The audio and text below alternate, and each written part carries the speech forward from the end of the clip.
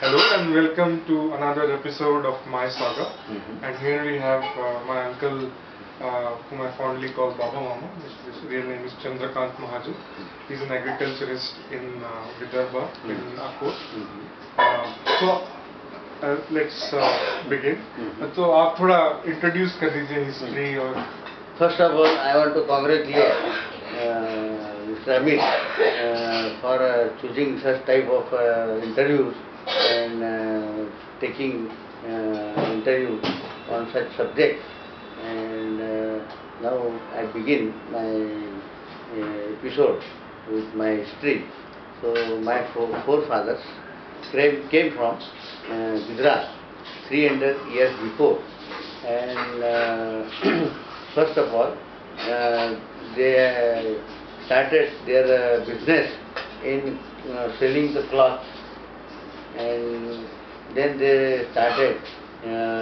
In those times, there were no banks, so they were money lenders, and they, in that way, they supported the farmers, and they, at the same time, they started buying cotton from farmers of that region, and they started ginning factory, and in this way they supported farmers and they developed their business in Vidarbha.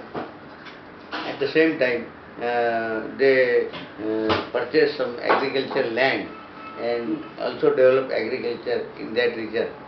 And my father, born and brought up in Vidarbha, and he became lawyer in 1933, and he started practice in British times, and at the same time he used to do the agricultural business also, and in this way he has both experience of law as well as agriculture. And as I was born and brought up in Vidarbha, that is called Akot, and I studied in Marathi medium up to 10th class, and then I had got degree of commerce in Akot, and then I started my agricultural business there, and this way I started my agriculture profession, and I have some experience in that. Due to the political strategy in Vidarbha, the Vidarbha farmers could not become big farmers as well as rich farmers, because the political situation was such that Western Maharashtrian leaders were so,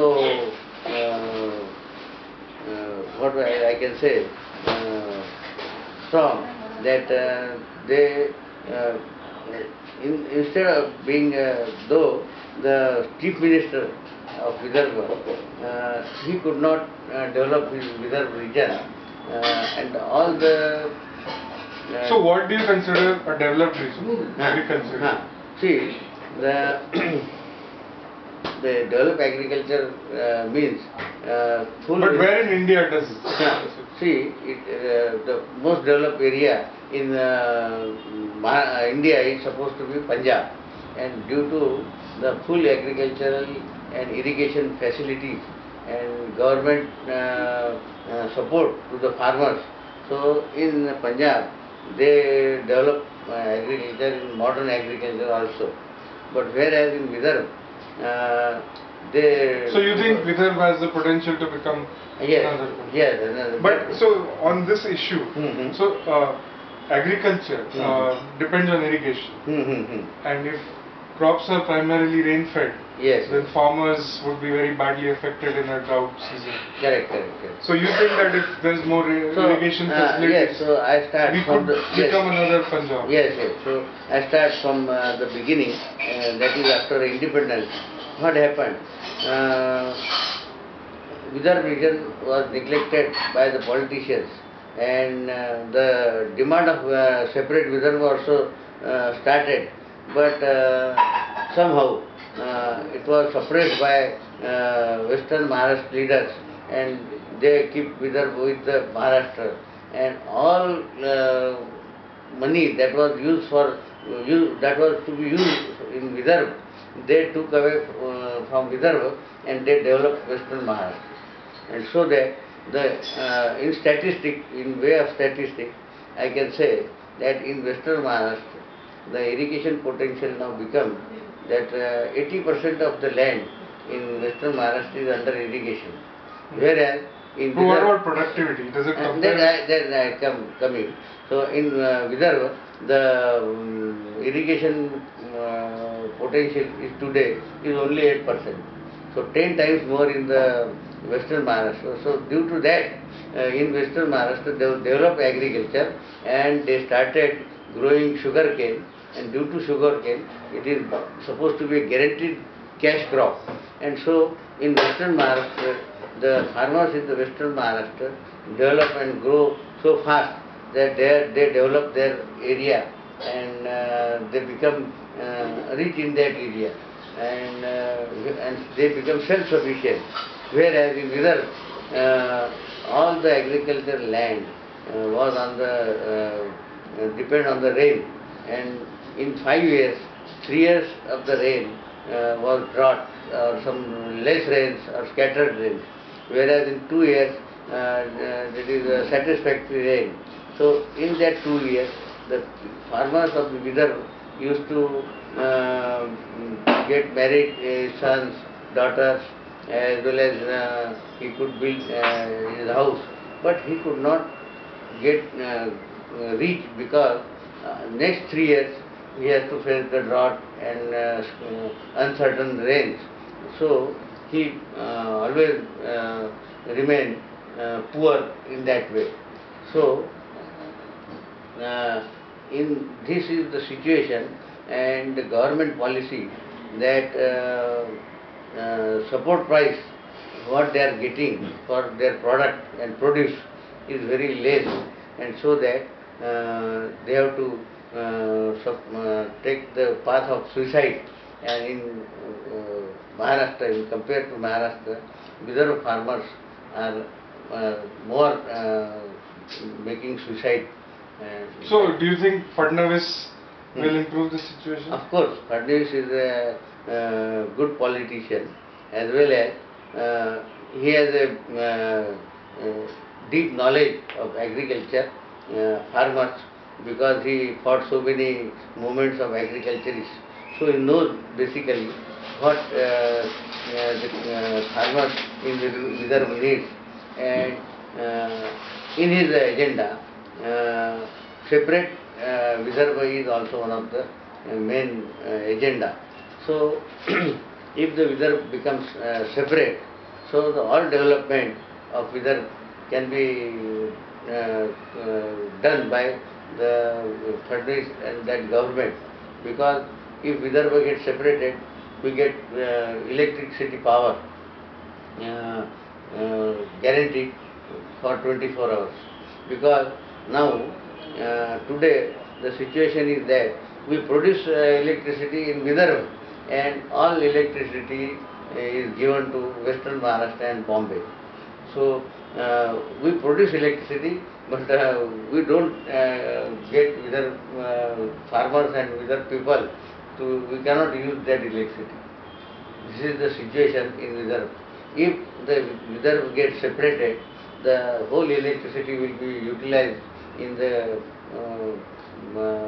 Vidarbha itself, and the farmers will get and the industry will get 24 hours electricity, and that way the Vidarbha region will be developed. So, coming back to agriculture, how much land have you been cultivating since you began? Has it grown? Has it reduced? My forefathers and my grandfathers used to cultivate 5,000 acres of land. 5,000 acres? Yes, and they were the owners of that land. But after the independence, the government has some Land Ceiling Act, Tenancy Act. So most of the land we have to lose, and then our family also got separated. So then we could not keep this much land. So two family holding, that is 100 or 150 acres of land, I used to cultivate. Today, due to government policy and drought situation, we have to sell out our land, and now I am cultivating 90 acres of land. So, just out of interest, if you had sold this 150 acres of land Yes, yes. in 1947 or Yes, whatever, yes. whenever you were We 96, needed, 97, yes. if you had sold, say, a big chunk of it, say 100 acres, Yes, yes, sir. and invested that in Bombay, do you think that would have been a much better? Of course, if that time my father and if they are invested in Bombay, I can definitely say that if we have invested 1 rupee in 1971, that became 10,000 in Bombay today. So 10,000 times the market is and the land prices are. And what about Accord? How many times? In Accord, Since it is 1,000 times. So you think you would have had 10 times more? Yeah, if I have invested in Bombay. Okay. So also, how many people work for you? How many? That time, when we have got the 5,000 acre land, so we have about 400 people in our farm.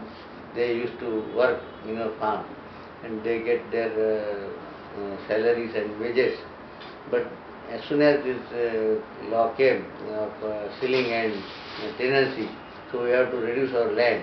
Now 10 to 15 people they work with me for the year, as well as when we need more, so we employ them as a daily wages, and we get our farm get cultivated. So 10-15 people are enough for the. Yes. So what political party have you been? Just 1 minute. So what political party have you been supporting historically? See, my friend Mr. Sudhakar Gandhani was with the Congress party, and he invited me to support him, and he promised me that if I ask him for some developed plans, and he will definitely work it out. So I joined Congress in 1978, and then with him I could build one dam at Accord, that is called Popatkhed minor irrigation dam, and one percolating tank that is now today it is irrigating about 10,000 acres of land today. Okay, that's interesting. So, how long have you been with the Congress? Yes, now, since 1978 till today, I am with the Congress. They have so many projects with them. They try to develop our area, but due to the old policy that Vidarbha, they could not fund for Vidarbha, Maharashtra government, and so Vidarbha became backward and backward. So we could not cultivate all our projects and implement all the projects, and so that our Akola district also lagged behind in comparison to Western Maharashtra district. Okay. So, Congress was the party that brought the Land Ceiling Act and that cut down your land holdings by a factor of 10 or whatever. Yes. But so you still support the Congress? Yes, because that much land one could not cultivate, and so up to some limit we also supported Congress.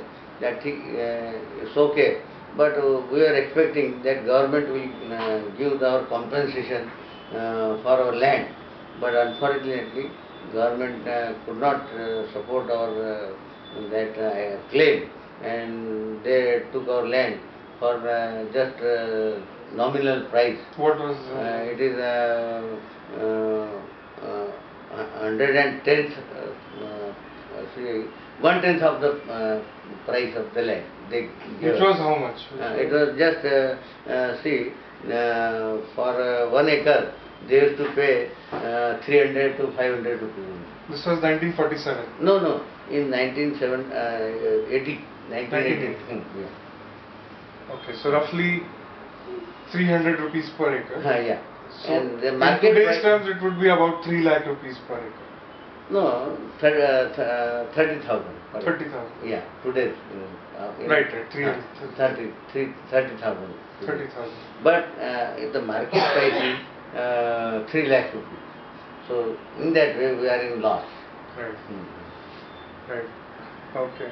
So what are your experiences? What do you think about agriculture? Is it See, risky, profitable?